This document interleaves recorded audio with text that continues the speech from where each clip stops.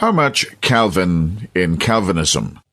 There is an attempt by many Calvinists today to disassociate Calvin from Calvinism, in view of its earlier origins in Augustine and the Latin Vulgate Bible.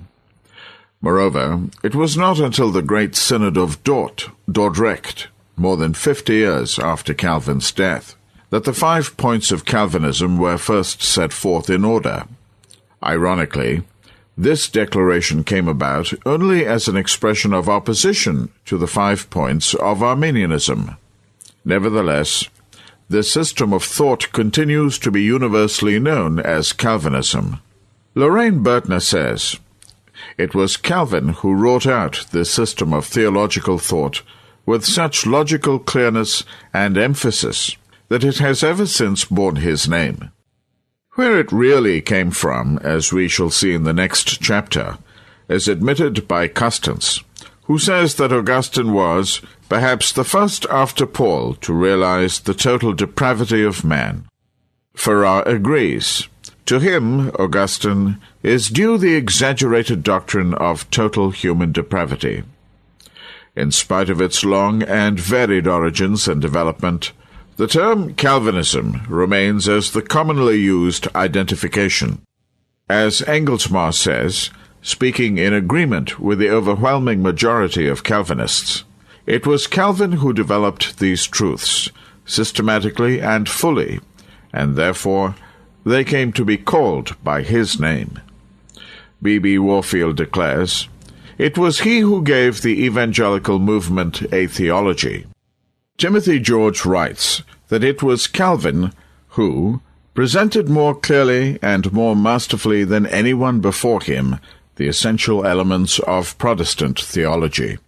R. Tudor Jones calls Calvin's Institutes one of the seminal works of Christian theology.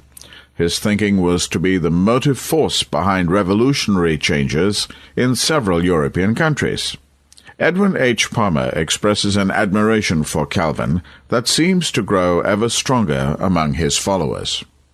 The name Calvinism has often been used, not because Calvin was the first or sole teacher, but because after the long silence of the Middle Ages, he was the most eloquent and systematic expositor of these truths. To the novitiate, however, it seemed as if Calvin originated them.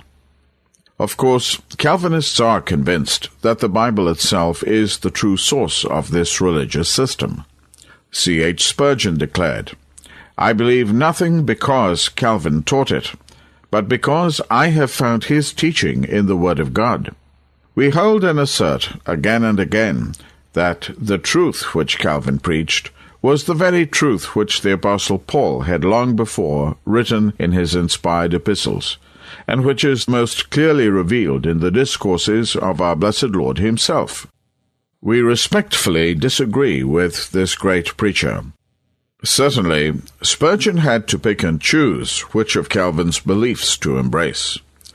In fact, as we shall see, especially in his later years, Spurgeon often made statements that were in direct conflict with Calvinism. His favorite sermon, the one through which he said more souls had come to Christ than through any other, was criticized by many Calvinists as being Arminian.